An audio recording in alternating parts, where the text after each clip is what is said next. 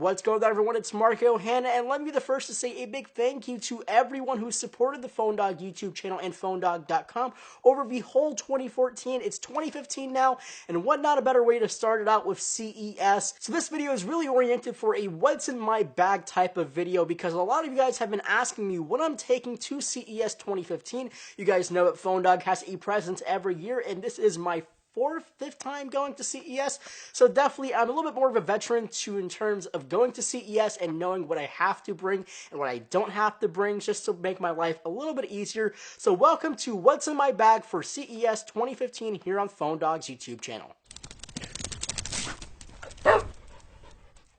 So obviously you can't really start this video without having a bag to put your stuff in. Now, I'm not a cool cat. I don't have some luxury bag or a Louis Vuitton or anything that is like super clever. Honestly, I just have a normal Case Logic camera bag. Now, I got this maybe about 2 years ago when I bought a camera and it kind of came with it. So I even bought it pre-owned, but it's around a $40, $50 bag from Amazon. And honestly, the only reason why I'm using it is just because it's probably the most versatile type of bag that I've used. Now, it has tons of compartments to put SD cards, batteries, gum. That's really important for CES, and just a lot of room to put your laptop, your camera gear, your audio gear.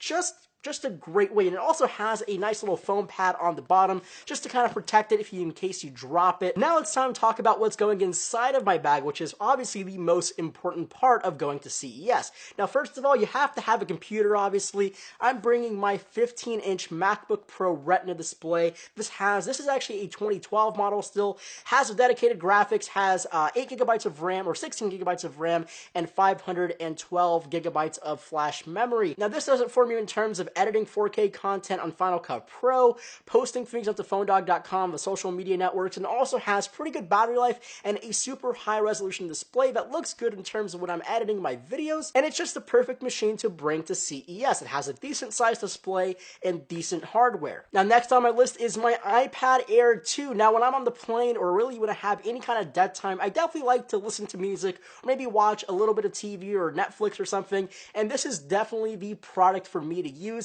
It's lightweight, it's really thin, it has a beautiful 10-inch display basically, and it's just the best product to really consume media and just use on a daily basis. It also helps me in terms of getting through my emails because if anyone knows anything about CES, you get tons of emails every single minute, and this will help me go through it like a champ. So obviously this is PhoneDog.com, and I'm going to have to take a few cell phones with me just to go through my day because one, I'm going to consume a lot of media, definitely a lot of calling, texting, emailing, talking a lot.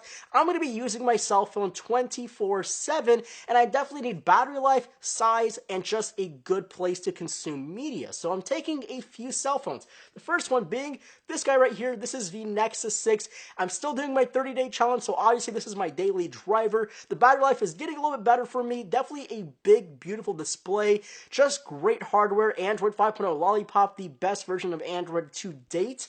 And this is going to be my daily driver. And if this guy dies, I have my iPhone 6. Not the greatest battery life, but still a very great smartphone to consume media and definitely go through all of my emails.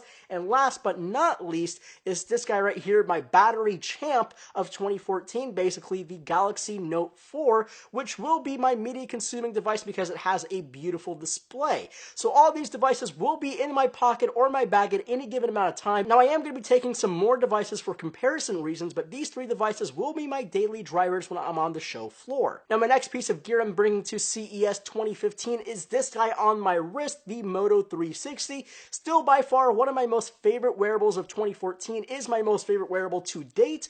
I'm just going to be using this when I'm using my Nexus 6 or my Note 4 just to go through all my notifications like text messages, my emails, and just do it in a polite manner. Not having to pull out my phone will save me some time, and also just it's a little annoying to pull out your phone every couple minutes. This guy will help me read what I need to read and do what I need to do right on my wrist. And also with the recent update, my battery life has gotten over 2 days with the Moto 360, so this is definitely going to be helping me out at CES. Now, it's definitely not CES without some camera gear, and obviously you guys know that I record my videos on the Panasonic GH4. It's a great 4K camera. It does internal 4K. I'm actually using it to record this video right now. To me, the Panasonic GH4 is the perfect camera of the year because it just does so many things really well, records great, beautiful looking video at 4K resolution. It's compact. compact, it takes great 16 megapixel stills, I can put any lenses I want from the Micro Four Thirds family, and it's just a badass camera. Now obviously to go with my Panasonic GH4, I definitely have to bring some fast memory. I'm talking about U3 SD cards to record that 4K internally on my Panasonic GH4. I have a few 64 gigabytes Kingston cards, so really great, really fast cards. They definitely get the job done when I ask for it because it's definitely a very intensive amount of time. I'm definitely going to be recording tons of video, and I'm going to be exporting and transferring files between my MacBook Pro and my SD cards, so definitely I need the best in the business, and these cards are by far the best around. Now when I'm editing my videos, I definitely want a quiet environment just to get the audio right, and I definitely don't like wearing bulky headphones, so these are my go-to earphones. These are actually the Jaybird Blue Buds X. These are the wireless Bluetooth headphones, and they are by far my most favorite earphones around because one, they stick really well. I can wear them when I'm running. I can also wear them when I'm editing my videos. They have really tremendous amount of sound quality, and they're just the best, and the battery life really lasts a very long time on these things, and they're super small, super tiny, and they're not bulky. They won't mess up anyone's hair. They're just really good earphones. Now my last piece of technology is something for you guys actually this year.